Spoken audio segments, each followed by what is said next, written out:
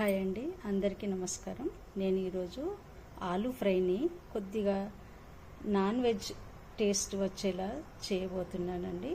అందుకు ఆలు ముక్కలు, ఇవి 1/2 కేజీ ఆలు ముక్కల్ని నేను ఆలుగడ్డలు కడుక్కున్న తర్వాత ముక్కలుగా కట్ చేసి ఉప్పు నీళ్ళలో వేసాను, సాల్ట్ వాటర్లో వేసానండి. ఒక 200 గ్రామ్స్ ఉల్లిగడ్డలు ముక్కలు తీసుకున్నాను. పచ్చిమిర్చి, పెప్పర్ పౌడర్, మిరియాల పొడి, కొద్దిగా గరం మసాలా, మీకు నచ్చిన గరం మసాలా మీరు ఏదైనా వేసుకోవచ్చు. ఒక లవంగం, కొద్దిగా దాల్చిన చెక్కను కొద్దిగా క్రష్ చేసుకున్నాను. ఇది ఓన్లీ జింజర్, తాజాది వేయాలండి, ఫ్రెష్గా ఉన్నది వేయాలి. కొద్దిగా తురుముకున్నాను. ఒక 1 ఇంచ్ అల్లం ముక్కని ఇలా తురుముకున్నాను. కొద్దిగా ఒక వెల్లిపాయ ఒకటి ఇది చిన్నగా తురుముకున్నాను. సాల్ట్, కొత్తిమీర. ముందుగా ఆలు ముక్కల్ని ఫ్రై చేసుకోవాలి.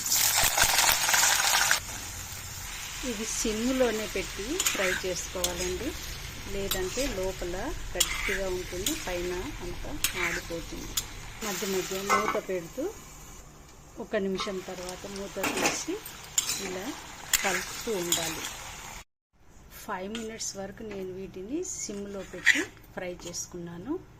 ఇప్పుడు నేను వీటిని వేరొక బౌల్లో వేసుకోబోతున్నాను. నూనె వేడెక్కింది. లవంగం, దాల్చిన చెక్క వేస్తున్నాను, క్రష్ చేసుకున్నవి. ఉల్లి ముక్కలు వేస్తున్నాను.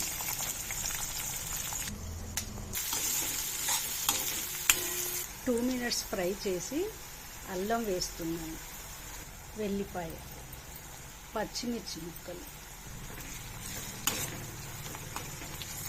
1 నిమిషం పాటు ఇలా కలుపుతూ ఫ్రై చేసుకోవాలి. ఇది ఎక్కువగా వేగకూడదండి. ఇప్పుడు నేను ఆలు ముక్కల్ని వేస్తున్నాను. ఫ్లేమ్ సిమ్లో పెట్టి దీన్ని ఫ్రై చేసుకోవాలండి. ఇందులో పసుపు వేయకూడదండి. ఈ కర్రీ సూపర్ టేస్టీగా ఉంటుందండి. నేను టేస్ట్ చూసాకనే వీడియోస్ అప్లోడ్ చేస్తాను, లేదంటే చేయను. ఫ్లేమ్ కొద్దిగా మీడియంలో పెట్టాను, కలుపుతూనే ఉండాలి.